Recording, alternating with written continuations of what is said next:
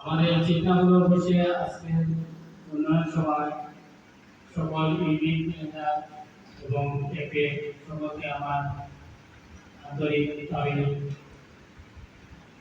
শুভেচ্ছা ও ভালোবাসা রইল। আমরা আজকে বসেছি আমাদের বিজ্ঞান অফিসে একটা টার্গেট আছে কিছুদিন আমাদের শিক্ষকরা একাডেমিতে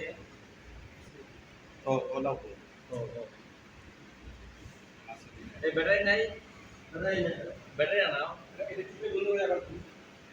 ব্যাটারি আনাও ব্যাটারি আনাও ওটা দেবো কি ব্যাটারি গেছে কি আমি আসছে গেছি শিক্ষকরা একাডেমিতে আমাদের এমডি স্যার জনাব তালিমুদ্দিন স্যার এসেছিলেন। উনি আমাদের বিভিন্ন ধরনের প্রশিক্ষণমূলক বক্তব্য দিয়েছেন, যে প্রশিক্ষণের মাধ্যমে আমরা যাতে ইন্স্যুরেন্সকে আরো এগিয়ে নিতে পারি, সফলতা অর্জন করতে পারি, সেই বিষয়ে অনেক আলোচনা হয়েছে। আমরা প্রায় 750 কর্মী এখানে উপস্থিত ছিলাম।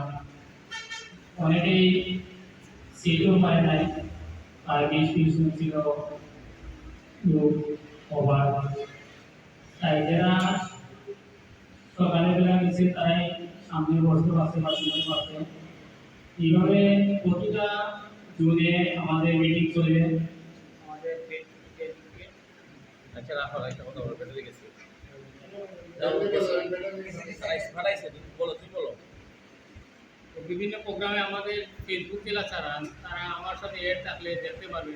বিভিন্ন জায়গায় প্রোগ্রাম হয়, এগুলো আমরা শেয়ার করি যাতে সবাই শিখতে পারে, দেখতে পারে, জানতে পারে এবং কোন অফিসে কতটুকু টার্গেট। এরপরের দিনে ছিল আমাদের শ্রীমঙ্গল অফিসে 2,25,00,000 টাকার বীমাদায়ী পরিশোধ, আর আমাদের সিলেটে ছিল 5,20,00,000 টাকার বীমাদায়ী পরিশোধ অনুষ্ঠান। এগুলো যাদের মেয়াদ শেষ হয়েছে তারা এই টাকাগুলো পেয়েছে এবং আমাদের এখন অনেক সুযোগ সুবিধা দিয়েছে, যাতে যে কোনো গ্রাহকের যদি অ্যাকাউন্ট থাকে সাথে সাথে আমরা 1 ঘন্টার ভিতরে চেক দিতে পারি। এইরকম নজির কোনো কোম্পানি আমাদের বাংলাদেশের মাঝে 36টা কোম্পানি মাঝে কেউ দিতে পারে নাই। আমাদের একমাত্র ন্যাশনাল লাইফ ইন্স্যুরেন্সেই এইগুলা দিতে পারে, যাতে করে আমরা গ্রাহককে এইগুলা সুসংবাদগুলো পৌঁছাইতে পারি, যাতে আমাদের এই অ্যাকাউন্টগুলো যেন কীভাবে করতে হয় এগুলো আমাদের আগে জানতে হবে। 30টা অ্যাকাউন্ট আছে আমাদের, এইগুলো জানতে হবে আগে, তারপরে না গ্রাহকের সাথে আলাপ আলোচনা করতে হবে। কী ধরনের অ্যাকাউন্ট কারে দেওয়া যায় এটা আগে নিজে অনুভব করে নিয়েছিল, তার কাজের উপরে, তার ইনকামের উপরে কীরকম পলিসি দেওয়া যায়। মাসিক ডিপিএসগুলো গরিবরা তাদের মাসিক ডিপিএসও করানো দিবে, 500-1000 2000 এগুলো করাতে পারে এবং বার্ষিক অ্যাকাউন্ট আছে টাকা একক বিমা, এরপরে ব্যাংকিং আপদ বিমা, এরপরে পেনশন বিমা, এগুলো সব কিছু আগে জানতে হবে। কার প্রফিট কতটুকু ফায়দা আছে বা কোনটা করলে গ্রাহকের সুবিধা বেশি, এগুলো আগে আমরা কর্মীরা জানতে হবে। এবং প্রতি সপ্তাহে আমরা এখন আগে প্রতি শনিবারে মিটিং করছি, এখন আমরা প্রতি সপ্তাহে 2 দিন করবো, যাতে দরকারে আমরা 3 দিনও করবো, যাতে আমাদের অনুষ্ঠানে সাংগঠনিক ডিসেম্বরে করা যায়, টার্গেটটা আমরা ম্যাপ করতে পারি সবার সহযোগিতা নিয়ে। আর ঠিক টাইম মতো যাতে সবাই আসে অফিসে এবং গুরুত্ব সহকারে যেন সারা মাসে যদি আমি একটা পলিসি করাই তার তো হবে না। আমি যাতে 5,000-10,000 টাকা মাসে ইনকাম করতে পারি সেই লক্ষ্য নিয়ে আমাদের কাজ করতে হবে। এখন একজনের সাথে আলাপ করলাম আর 6 মাসের ভিতরে আর তার একজনের সাথে আলাপ করলাম না, এটাও ন্যূনতম প্রতিদিন 2-3 জনের সাথে আলাপ আলোচনা করতে হবে, 5 জনের সাথে আলাপ আলোচনা করতে হবে। করার পরে যদি দেখা যায় 5 জনের সাথে করলেও একজন নেগেটিভ চাইবে, বাকি 4 জন পজিটিভ হবে।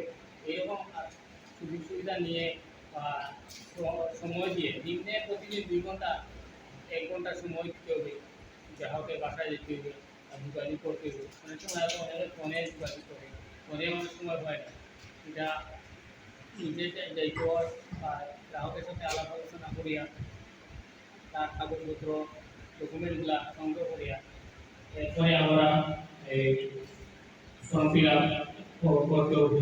ফর্ম ফিল আপের সাথে গ্রাহকের সাথে আলাপ আলোচনা করতে হবে, করিয়ে কি ধরনের বিমা নেই এটা আগে আমরা জানতে হবে।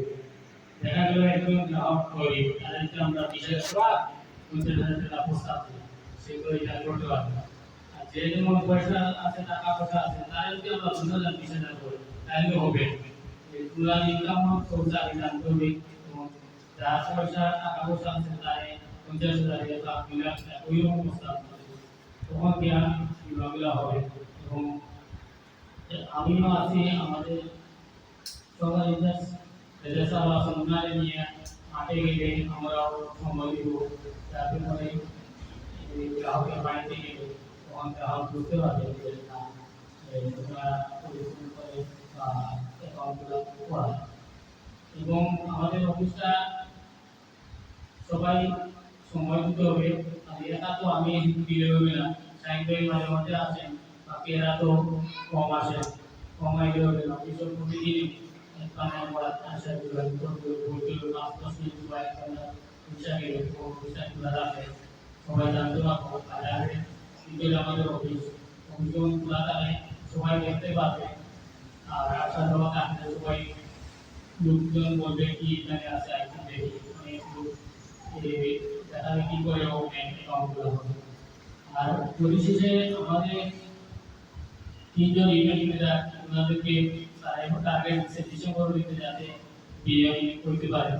বিএম হইতে হলে ওনাদের 5 লক্ষ টাকা করে এগুলা ডিসেম্বর হইতে আমাদের ফিল আপ করতে হইব। এটা যাতে মাথায় নিয়ে আমরা ইভেন্ট ম্যানেজার আগাই দিব, যাতে তার কর্মীগুলা আরো বেশি করে যদি 10 জন 15 জন কর্মী লাগে তখন 10,000 করে, যদি 10 জনের 1 লাখ টাকা চলে আসবে সপ্তাহে, মাসে এইরকম করে আপনি সাইন করতে, এটা একা তো সম্ভব না। কর্মী নিযুক্ত করবে, কর্মী বাড়াতে হবে, তারপরে কি এই প্রমোশন করতে বা টার্গেট ফিল আপ করতে সহজ হবে।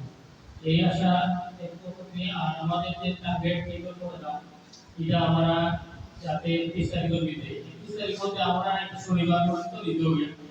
শনিবার রাতের ভিতরে, মানে 30 তারিখ রাত পরে 30 তারিখ রবিবার চলে আসবে।